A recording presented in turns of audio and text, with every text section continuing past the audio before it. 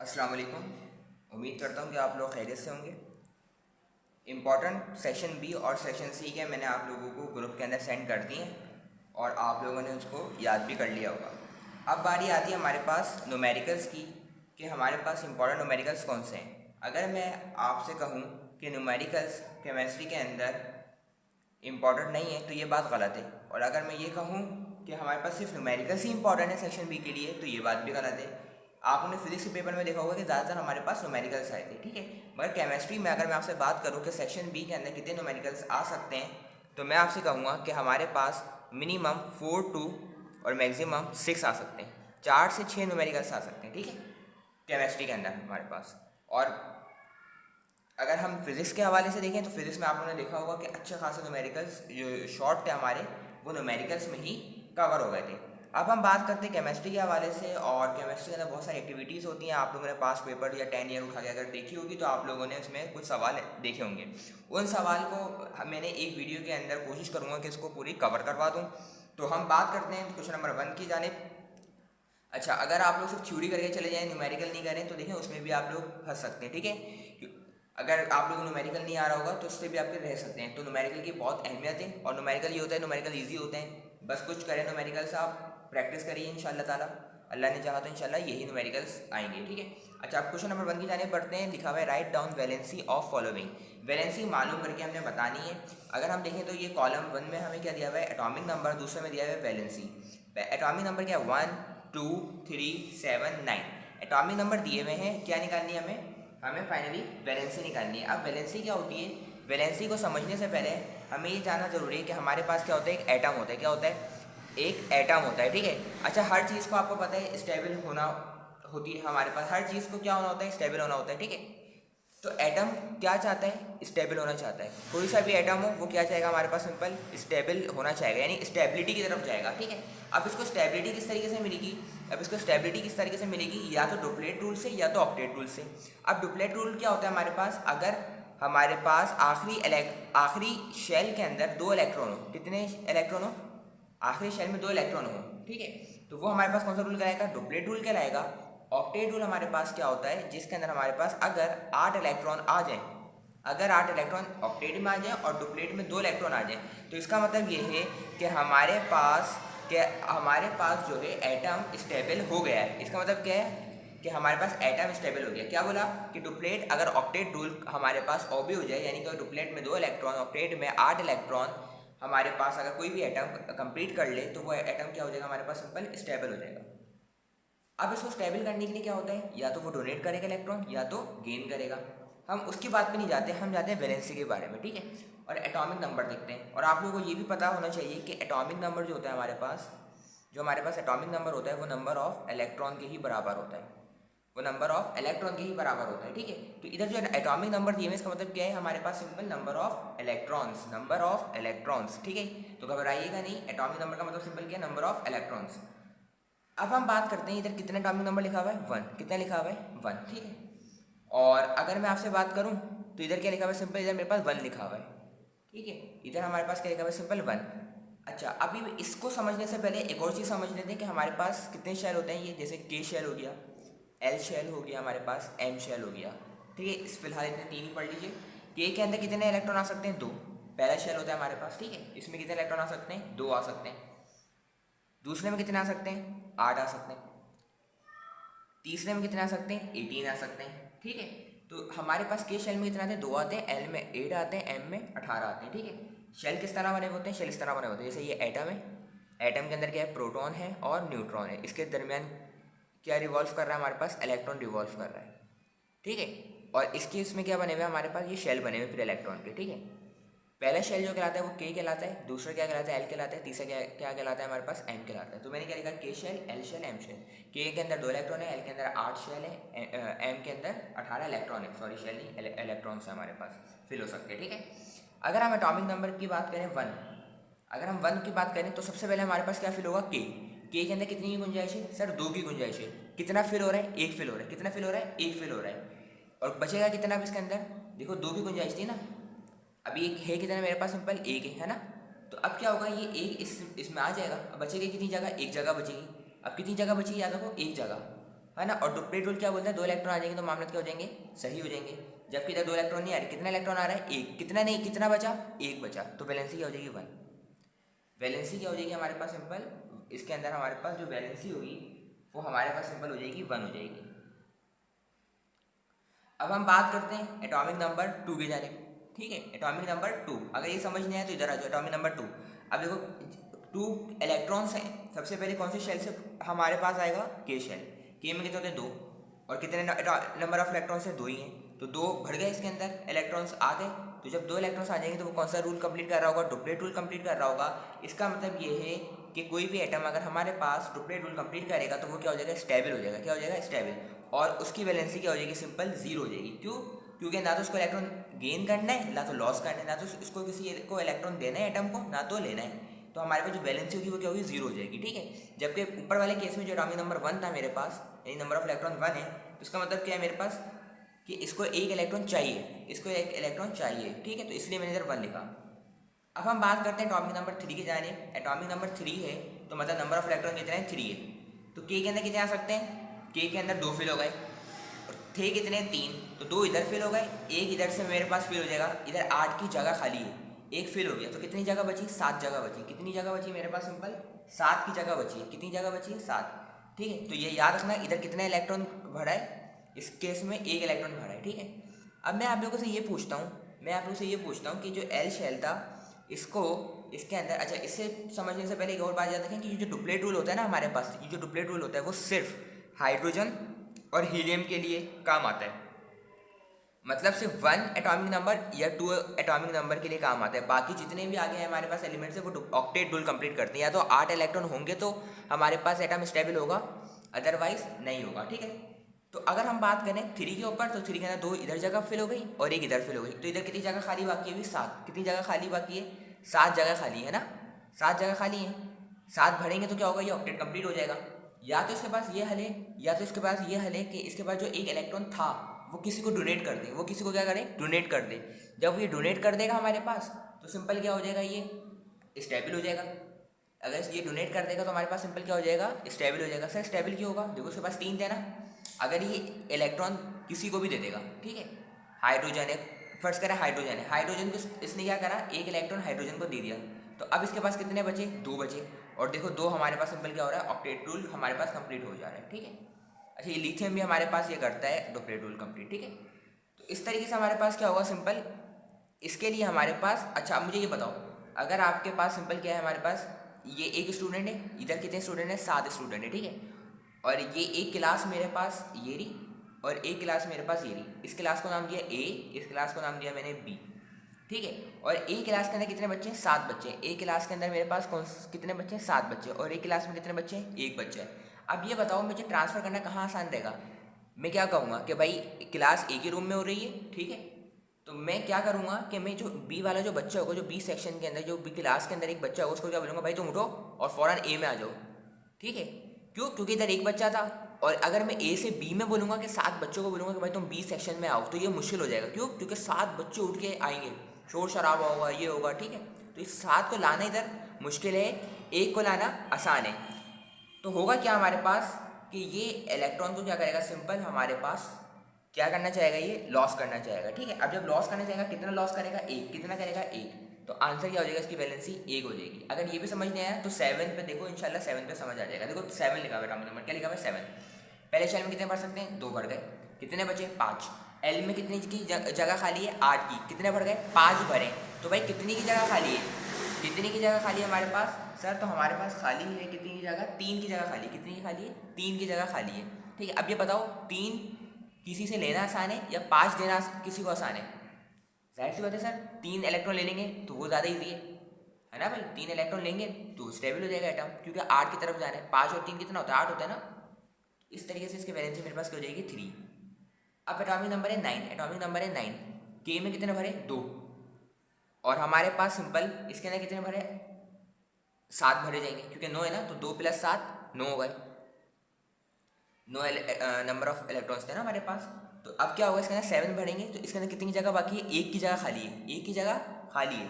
जब एक की जगह खाली तो इसकी वैलेंसी क्या हो जाएगी, एक। क्या हो जाएगी, सिंपल एक। क्यों, क्योंकि भाई देखो इसकी एक जगह खाली है, इसके आखिरी शेल में मेरे पास कितने 7 इलेक्ट्रॉन है ना, 7 इलेक्ट्रॉन है। अब बताओ 7 इलेक्ट्रॉन को देना आसान है या एक इलेक्ट्रॉन को लेना आसान है, जाहिर बात है एक इलेक्ट्रॉन को लेना आसान है, तो वैलेंसी क्या हो जाएगी इसकी 1 हो जाएगी मेरे पास।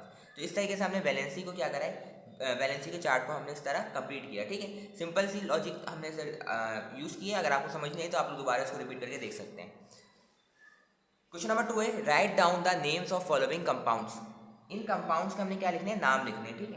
इन कंपाउंड्स का हमने क्या लिखने हैं, सिंपल नाम लिखने हैं। क्या लिखा हुआ है मेरे पास, सैंड लिखा हुआ है, तो सैंड का जो मेरे पास नाम होता है कंपाउंड का वो क्या होता है, SiO2। क्या होता है, SiO2, सिलिका डाइऑक्साइड का। दूसरा क्या लिखा हुआ है मेरे पास, कास्टिक सोडा।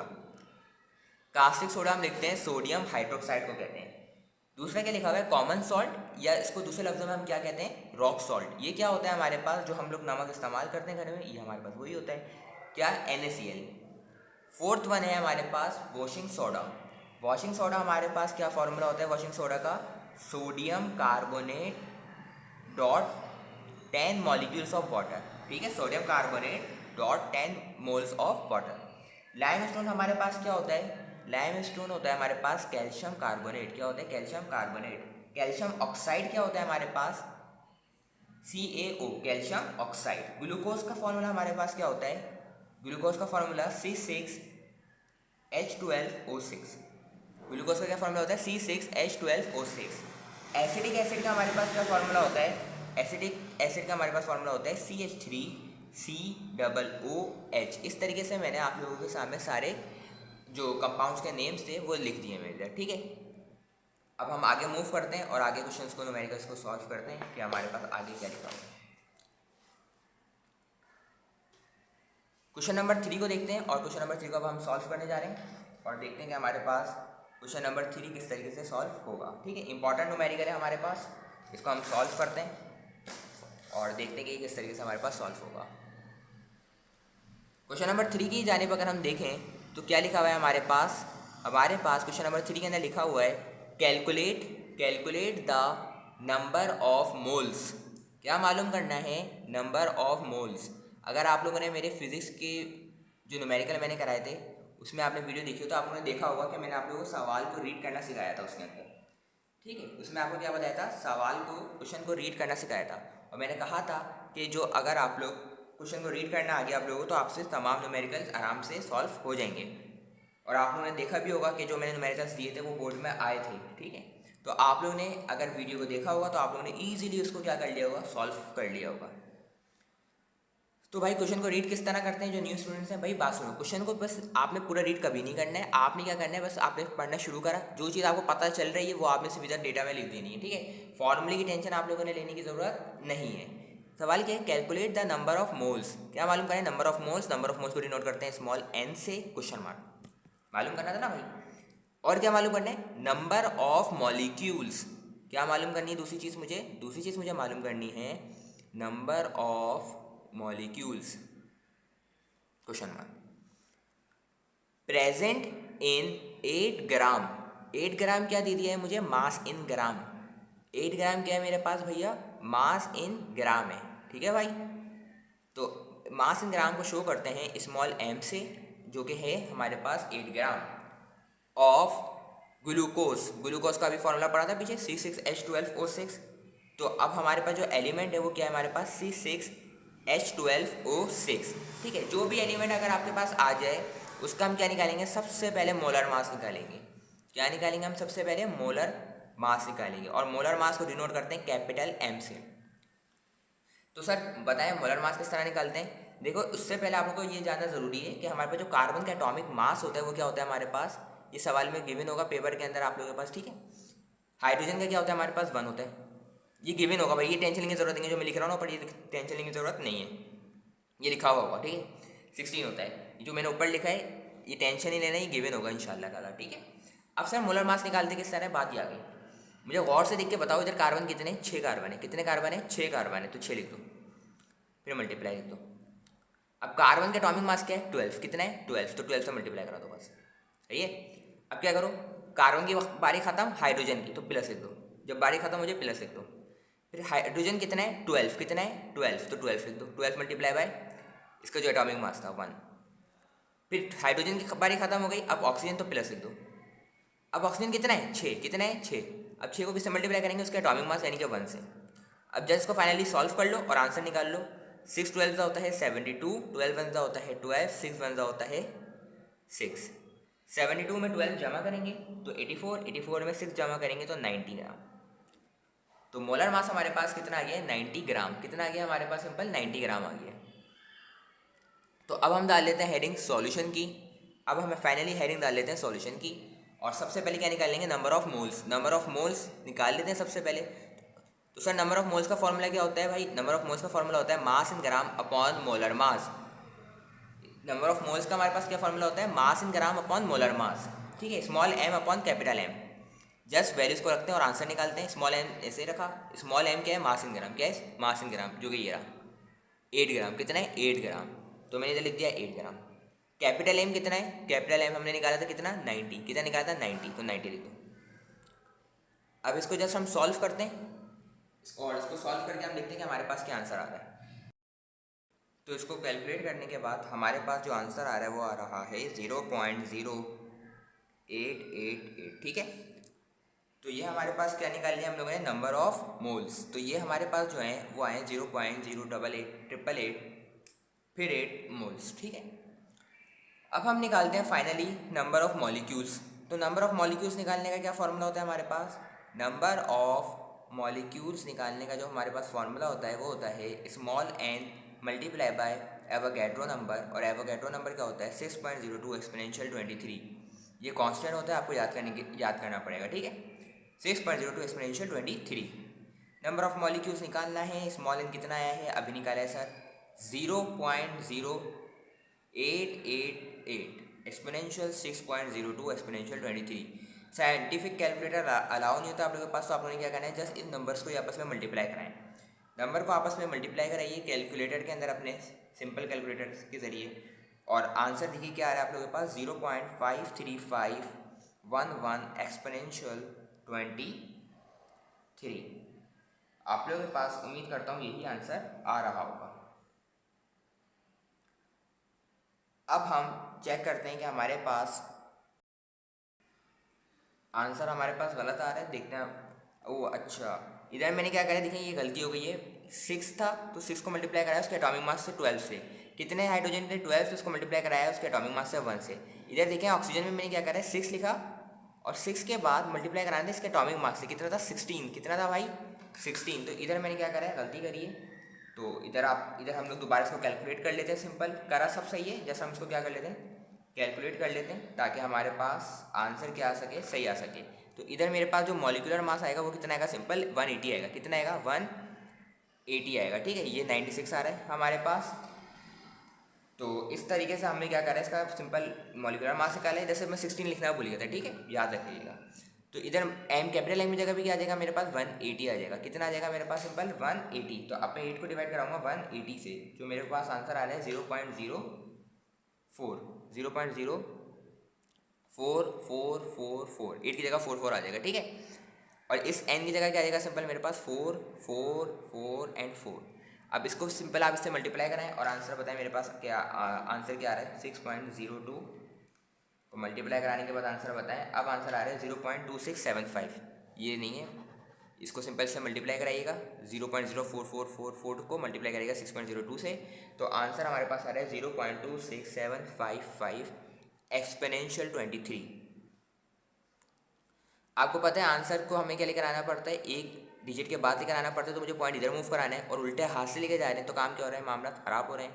ये याद रखिएगा, लेफ्ट से लेके जाएंगे तो हमारे पास क्या होंगे मामला ख़राब होंगे, और सीधा हाथ से लेके जाएंगे तो मामला सही होंगे। तो इधर क्या हो रहा है मेरे पास, जैसे इधर लेफ्ट टू राइट जा रहा हूँ तो क्या होगी पावर माइनस होगी। क्या होगी मेरे पास सिंपल पावर माइनस होगी।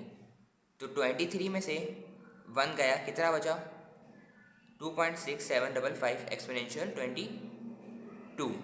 तो नंबर ऑफ मॉलिक्यूल्स मेरे पास कितने आ गए 2.6755 एक्सपोनेंशियल 22 मॉलिक्यूल्स। तो इस तरीके से हमने नंबर ऑफ मोल्स निकाला और नंबर ऑफ मॉलिक्यूल्स को फाइंड आउट किया।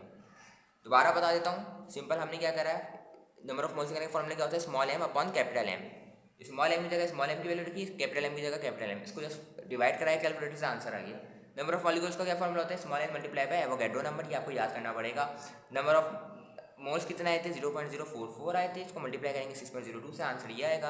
आप लोगों को पता है कि हमारे पास एक पॉइंट एक नंबर के बाद आना चाहिए, तो जब लेफ्ट से राइट जाएंगे तो हमारे पास पावर क्या होती है, माइनस होती है। कितने जा रहे थे, एक, तो एक माइनस हुआ तो 23 में से 1 माइनस हुआ तो 22 हमारे पास पावर आ गई। इस तरीके से हमने क्वेश्चन नंबर 3 को डन किया। अब हम बात करते हैं क्वेश्चन नंबर 4 की तरफ। क्वेश्चन नंबर 4 में हमारे पास क्या लिखा हुआ है, क्वेश्चन नंबर 4 में हमारे पास लिखा हुआ है how many litres of carbon dioxide would be produce, कि हमारे पास कार्बन डाइऑक्साइड कितनी प्रोड्यूस होगी अगर 0.450 moles of carbon monoxide reacts with excess oxygen at STP. क्या कह रहा है, कह ये रहा है कि अगर कार्बन मोनोक्साइड रिएक्ट करे किससे, ऑक्सीजन से, तो हमारे पास कितनी कार्बन डाइऑक्साइड बनेगी। ठीक है, तो हमें सबसे पहले इसके अंदर हमने ये देखना है कि हमारे पास जो रिएक्शन है, केमिकल इक्वेशन है, वो हमारे पास क्या बन रही है। तो इधर मैं लिखता हूँ chemical,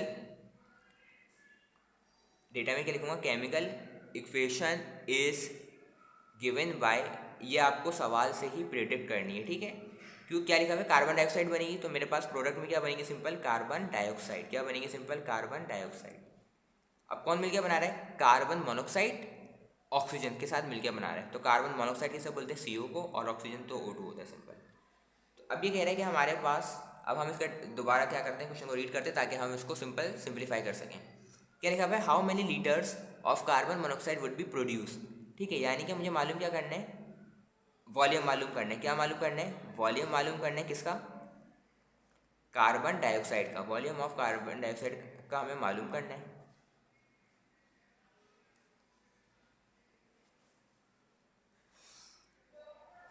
would be produce if 0.450 moles of carbon monoxide, क्या दिया है, मोल्स दे दिए, किसके, कार्बन मोनोक्साइड के, यानी कि CO के, किसके, CO के हमें नंबर ऑफ मोल्स दे दिए, कितने, 0.450, कितने, 0.450 मोल्स दे दिए।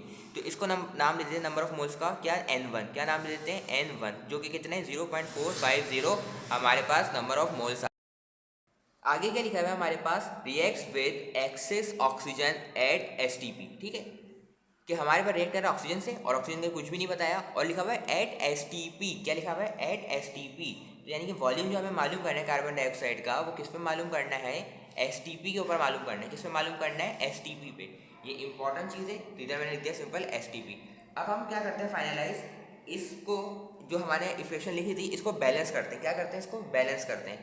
तो इधर कार्बन कितना है, एक है, इधर कार्बन कितना है, एक है। सर बैलेंस तो है, अरे भाई ऑक्सीजन भी तो चेक करो, ऑक्सीजन इधर कितना है, एक, इधर कितना है, दो, तो 1 + 2 कितना होता है, 3। उल्टे हाथ में कितने, 3 ऑक्सीजन मौजूद हैं, कितने, इधर 3 है, और इधर देखो कितने, 2, कितने, 2। तो आप लोगों ने सीखा होगा कि हम जब बैलेंस इक्वेशन करते हैं तो इधर सिंपल ऐड करेंगे 2, तो कितने कार्बन हो जाएंगे, 2। इधर 2 कार्बन होंगे तो इधर भी 2 कार्बन के लिए हम बैलेंस कर लेते हैं। तो इस तरीके से अब देखें कि हमारे पास बैलेंस हो गई, यस बैलेंस हो गई, 2 कार्बन 2 कार्बन 2 ऑक्सीजन, और इधर भी 2 है, तो 2 में 2 जमा करें, 4 हो गए। इधर कार्बन कितने, 2 ही है, ऑक्सीजन कितने, 2 × 4, तो देखो बैलेंस हो गया सब चीज़ें। ठीक है, तो आप लोगों ने जो इक्वेशन होगी उसको बैलेंस करना जरूरी, वरना आंसर आप लोगों का गलत आएगा। अच्छा, अब हम क्या करते हैं, हमें तो वॉल्यूम निकालना था, मगर वॉल्यूम को निकालने से पहले हमने क्या करना होता है, सबसे पहले इसका नंबर ऑफ मोल्स निकालना होता है, जिस चीज़ का हमने वॉल्यूम निकालना है। इसका वॉल्यूम मालूम करना था ना, मगर इसका हम सबसे पहले क्या निकालेंगे, नंबर ऑफ मोल्स निकालेंगे। सर क्यों निकालने हैं भाई, फॉर्मूले के अंदर हम पुट करने के लिए हम N2 निकालेंगे, बस इतना याद कर लो कि आगे हमारे पास ये इसकी वैल्यू काम आने वाली है। ठीक है, इसलिए हम क्वारी कर रहे हैं। अब इसके नंबर ऑफ मोल्स कितने हैं, 2, कितने, 2, तो इधर 2 लिख दिया। इसके कितने, 2, जो हमने बैलेंस इक्वेशन करी थी। ठीक है, अब हम क्या करते हैं, इसको सिंपल सिंप्लीफाई करते हैं। क्या करते हैं, इसको सिंप्लीफाई। सर सिंप्लीफाई किस तरह करेंगे भाई, सॉल्यूशन की हेडिंग तो डालो पहले, देखो बात सुनो। इधर क्या लिखा हुआ है, N1, क्या लिखा हुआ है, N1, नीचे क्या लिखा हुआ है, 2, तो देखो सिंपल लिख दो N1/2, बस टेंशन नहीं लो, फिर लिखो = 2। ठीक है, अब इधर क्या लिखा हुआ है, ऊपर N2, नीचे क्या लिखा हुआ है, 2, तो देखो इसी तरीके से सिंपल लिख दो N2 ऊपर 2 नीचे, बस टेंशन लेने की जरूरत नहीं है। N1 की क्या वैल्यू है, 0.450, N1 की जगह लिख दो 0.450, बस खत्म। अब बताओ निकालने क्या था, N2, क्या निकालना है, N2 निकालने हमें, N2 नीचे 2 क्या कर रहा है, इसके डिवाइड कर रहा है, 2 क्या कर रहा है, इसके नीचे डिवाइड कर रहा है, वहाँ जाके क्या करेगा, सिंपल मल्टीप्लाई। तो इस तरीके से हम लिखेंगे, 2 डिवाइड कर रहा है, वहाँ जाके क्या करेगा, सिंपल मल्टीप्लाई करेगा। तो हमारे पास क्या होगा, 2 से 2 कैंसिल, तो N2 हमारे पास जो होगा वो कितना आ जाएगा, 0.450 मोल्स आ जाएगा। ठीक है, आपने बोला था सर आप ये निकाल लें क्योंकि ये आगे काम आने वाला है, तो काम कहाँ आएगा? अब देखो फाइनली हम निकालेंगे volume of carbon dioxide eight STP. तो किस तरह निकालते हैं ये याद रखना, ये एसटीपी का सिर्फ फॉर्मूला है। ठीक है, तो एसटीपी पे हमारे पास क्या फॉर्मूला होता है? Number of moles multiply by 22.4 dm³। ठीक है, अब क्या होगा हमारे पास? N2 कितना था? 0.450। कितना था? 0.450। 22.4 ऐसे ही लिखेंगे। अब इसको सिंपल हम मल्टीप्लाई कराते हैं और देखते हैं कि हमारे पास आंसर क्या आ रहा है। 450 मल्टीप्लाई बाय 22.4 एंड हमारे पास आंसर इसका आ रहा है, इसके बाद हमारे पास आंसर क्या है इसका? 10.08। तो इसका हमारे पास जो आंसर आ रहा है वो क्या है? 10.08 लीटर्स। इसका यूनिट क्या होगा हमारे पास? सिंपल लीटर्स में। तो ये हमारे पास फाइनली आंसर हो गया किसका? वॉल्यूम का। तो याद रखना सबसे पहले हमने क्या करा, सिंपल इस तरह हमने डेटा बनाया है इसका, और इसके लिए हमने क्या मालूम करना है? इसके नंबर ऑफ मोल्स इस तरीके से हमने मालूम किए, और उसके बाद डायरेक्ट फार्मूला लगा दिया ये वाला, और इसके बाद सिंपल हमने वैल्यू रख के इसका आंसर फाइंड आउट कर लिया। इस तरीके से हमने क्वेश्चन नंबर 4 भी सॉल्व कर लिया। अब हम करते हैं क्वेश्चन नंबर 5 का। अब हम क्या करते हैं? सिंपल सॉल्व करते हैं। क्वेश्चन नंबर 5 को हम अब सॉल्व करते हैं। क्वेश्चन नंबर 5 के अंदर मेरे पास क्या लिखा हुआ है? Balance the following chemical equation. Balance करनी केमिकल इक्वेशन को। पहले क्या लिखेंगे? Calcium plus oxygen. मैं काम करता हूँ सारी इक्वेशन को लिख लेता हूँ पहले, ताकि हमारे लिए क्या हो जाए? आसानी हो जाए। ठीक है, कैल्शियम ऑक्सीजन, कैल्शियम ऑक्साइड, और फिर हमारे पास क्या है? सिंपल हमारे पास है KClO3 KCl प्लस ऑक्सीजन। तीसरे हमारे पास क्या है? Silica plus chlorine, silica chlorate. और चौथी हमारे पास क्या है? सिंपल जिंक रिएक्ट करेगा हमारे पास HCl से, तो हमारे पास क्या बनेगा? जिंक का क्लोराइड और हाइड्रोजन बनाएगा हमारे पास।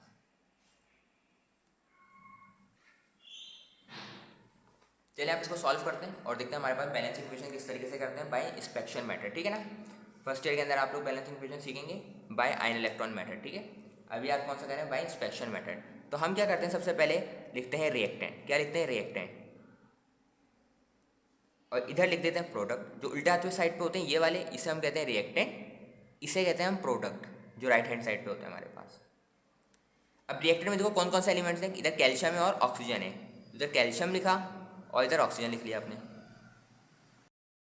और इधर भी देखें कैल्शियम है, इधर भी ऑक्सीजन है, तो आपने क्या लिखा? सिंपल कैल्शियम और ऑक्सीजन। अब ये बताओ इधर उल्टे हाथ पे कैल्शियम कितना है? सर ये रहा, कितना है? एक है। कितना है? एक। इधर कितना ऑक्सीजन? सर 2 है, 2 लिख दिया। ठीक है, इधर कुछ भी नहीं होता तो मतलब 1 होता है। ठीक है, कुछ भी नहीं होता तो मतलब 1 होता है, तो 1 2 2। इधर कैल्शियम कितना है? 1। इधर ऑक्सीजन कितना है? 1। ठीक है, अब बताओ कम कहाँ पर है? हमारे पास वैल्यू कम कहाँ पर है? सर कैल्शियम भी 1 है, इधर कैल्शियम भी बराबर है, ऑक्सीजन इधर 2 है, इधर 1 है। कम कहाँ पर है? इधर साइड पे काम है, सीधे हाथ पे साइड पे काम है। तो इधर क्या करेंगे? इधर हम नंबर बढ़ाएंगे। कुछ भी नहीं था तो इधर 1 था, तो अब इधर हम क्या करेंगे? सिंपल 2 रख के चेक करेंगे। ये पेंसिल से आप लोगों ने काम करना है। 2 रखेंगे तो क्या होगा? 2 कैल्शियम हो जाएंगे। कितने हो जाएंगे? 2 कैल्शियम हो जाएंगे और 2 ऑक्सीजन हो जाएंगे। ठीक है, अब इधर क्या होगा? उल्टे हाथ पे देखो, ऑक्सीजन बराबर हो गया 2 और 2। सही है सर, इधर कैल्शियम 1 है, इधर कैल्शियम 2 हो गया। और सर तो क्या हुआ? इधर कैल्शियम कम हो गया, तो कैल्शियम कम हुआ तो इधर कैल्शियम का ये रहा, इधर 2 रखो। तो कैल्शियम कितने हो जाएंगे? इधर 2। कितने हो जाएंगे हमारे पास? कैल्शियम 2 कैल्शियम हो जाएंगे। तो इधर हमने क्या लिखा? सिंपल 2 लिख दिया। और इस तरीके से हमारे पास बैलेंस क्या हो गई? इक्वेशन हमारे पास बैलेंस हो गई। देखो इधर भी कैल्शियम 2, इधर भी कैल्शियम 2, इधर ऑक्सीजन 2, इधर भी ऑक्सीजन 2। तो हमारे पास बैलेंस जो इक्वेशन आई वो क्या है? 2 कैल्शियम रिएक्ट करेगा ऑक्सीजन से, तो हमारे पास क्या बनेगा? 2 कैल्शियम ऑक्साइड। पेपर में आप लोगों ने इसी तरीके से करना है। ठीक है, अच्छा अब KClO3 इधर हमारे पास, इसको हम क्या कहते हैं? सिंपल रिएक्टेंट कहेंगे। इसको हम सिंपल क्या कहेंगे? प्रोडक्ट। अब रिएक्टेंट में बात करें तो मेरे पास क्या है? KCl है, ठीक है, यानी K है, और क्लोरीन है और ऑक्सीजन है। इधर भी क्या है हमारे पास? K मतलब पोटेशियम है हमारे पास, इधर क्या है? क्लोरीन है हमारे पास, इधर और क्या है? ऑक्सीजन। इधर पोटेशियम कितना है? सर 1 है, लिख दो। क्लोरीन कितना है? 1 है। ऑक्सीजन कितना है? 3। इधर पोटेशियम कितना है? K 1 है। क्लोरीन कितना है? 1 है। ऑक्सीजन कितना है? 2। कितने? 2। अब मुझे बताओ कि पोटेशियम और पोटेशियम क्या है? सेम है, 1 1। क्लोरीन कितने? इधर 1, क्लोरीन इधर 1 है। ऑक्सीजन कितना है इधर 3 है, इधर कितना है 2, तो इधर कम है, तो इधर जहाँ पे भी ऑक्सीजन हो वहाँ पे नंबर बढ़ाओ, मतलब 2 कर दो, तो 2 दूसरा क्या हो गया 4, 2 दूसरा हमारे पास सिंपल क्या हो गया 4 हो गया। अब देखो हमारे पास कहाँ है, इधर इधर ऑक्सीजन कम होगा 3, इधर 4 है, तो इधर कम है, तो इधर मैं क्या करूँगा इधर 2 करूँगा, तो इधर पोटेशियम कितना हो जाएगा 2 हो जाएगा, और क्लोरीन कितना हो जाएंगे 2 हो जाएंगे, और 2 3 से क्या होता है 6। अब देखें तो इधर हमारे पास क्या है सिंपल, इधर हमारे पास तीनों काम होगा, तो इधर भी 2 रखो और इधर 3, इधर नंबर बढ़ा दो, तो पोटेशियम कितने हो जाएंगे 2 हो जाएंगे, क्लोरीन कितने हो जाएंगे 2 हो जाएंगे, और ऑक्सीजन कितने हो जाएंगे हमारे पास सिंपल 3 2 6, क्या हो जाएगा 3 2 6। तो ये देखो अब हमारे पास बैलेंस क्या होगा, इक्वेशन क्या हो गई बैलेंस हो गई, ये 6 6 और ये 2 2 और ये 2 2, ठीक है। तो हमारे पास इक्वेशन बैलेंस हो गई क्या आई, K2 KClO3 2 KCl plus 3 oxygen, ठीक है। इस तरीके से हमारे पास इक्वेशन बैलेंस हो गई। इधर भी हम क्या करेंगे वही करेंगे, रिएक्टेंट और प्रोडक्ट लिखेंगे। इधर रिएक्टेंट में क्या है हमारे पास सिलिकॉन है हमारे पास, और क्या है दूसरा क्लोरीन, क्या है क्लोरीन, इधर भी सिलिकॉन है और इधर भी क्लोरीन है। तो इधर सिलिकॉन कितने हैं हमारे पास 1, क्लोरीन कितने 2, इधर सिलिकॉन कितने 1, क्लोरीन कितने 4, क्लोरीन कितने 4।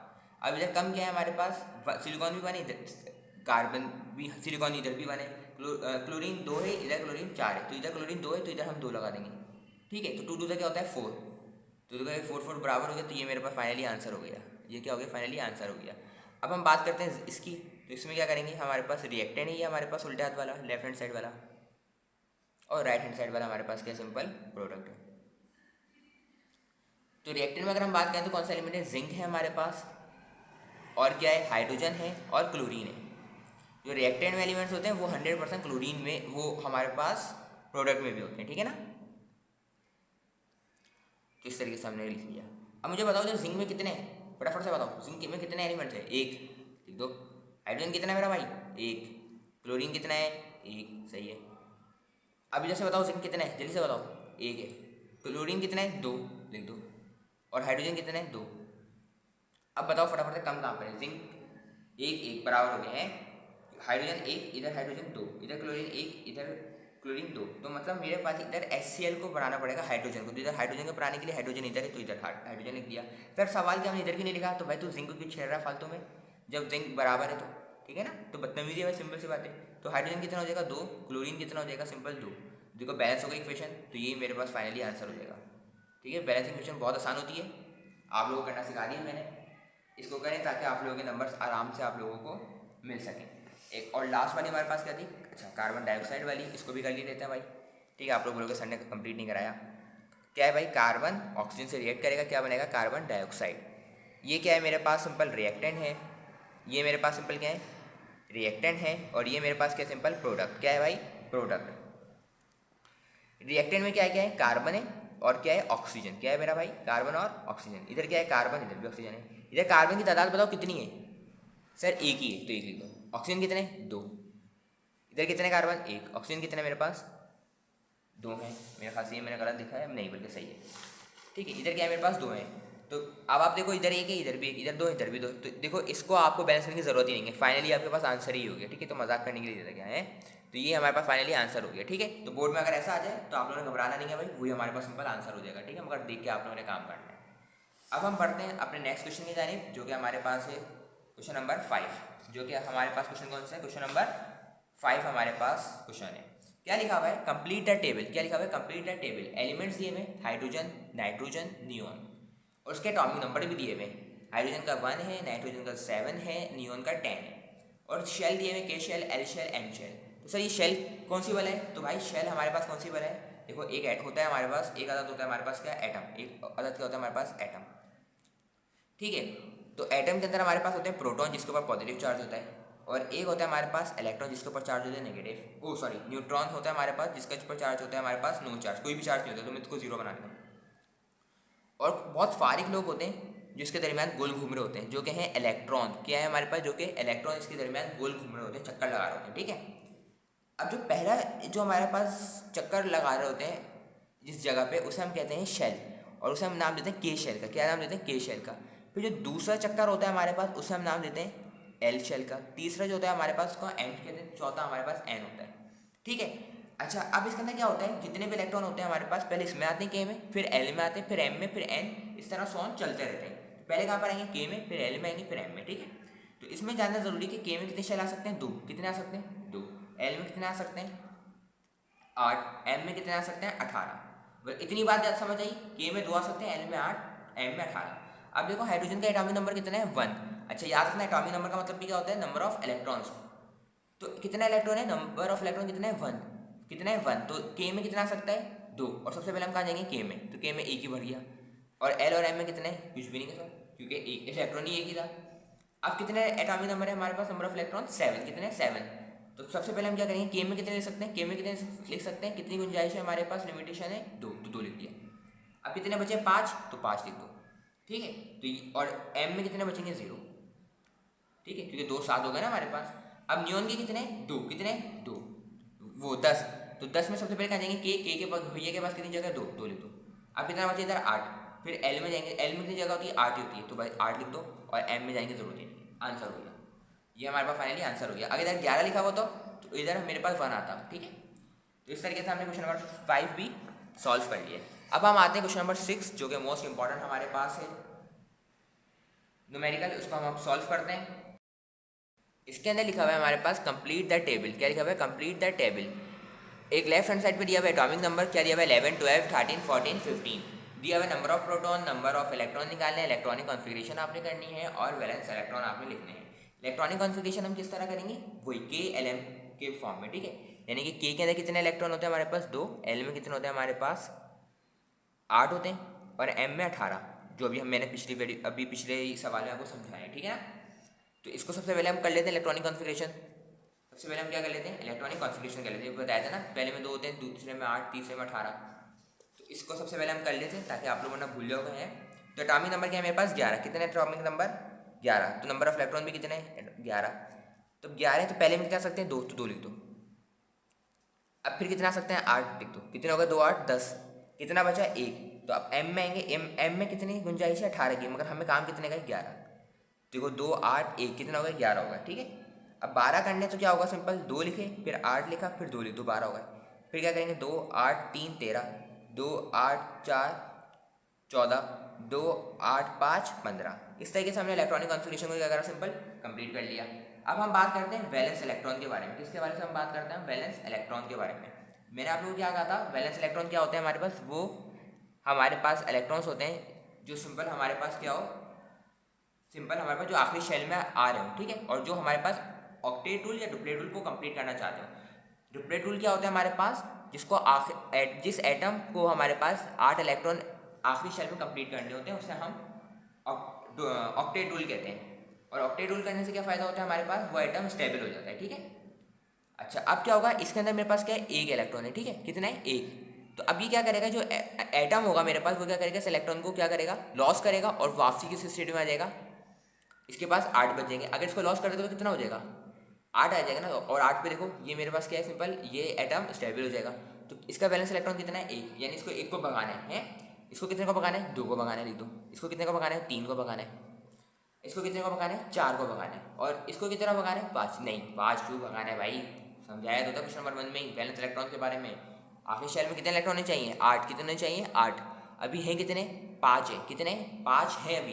कितने मजीद चाहिए हैं, 3 चाहिए। कितने मजीद चाहिए, 3 चाहिए। अब बताओ 5 को किसी को 5 देना आसान है या 3 लेना आसान है, तो 3 लेना आसान है।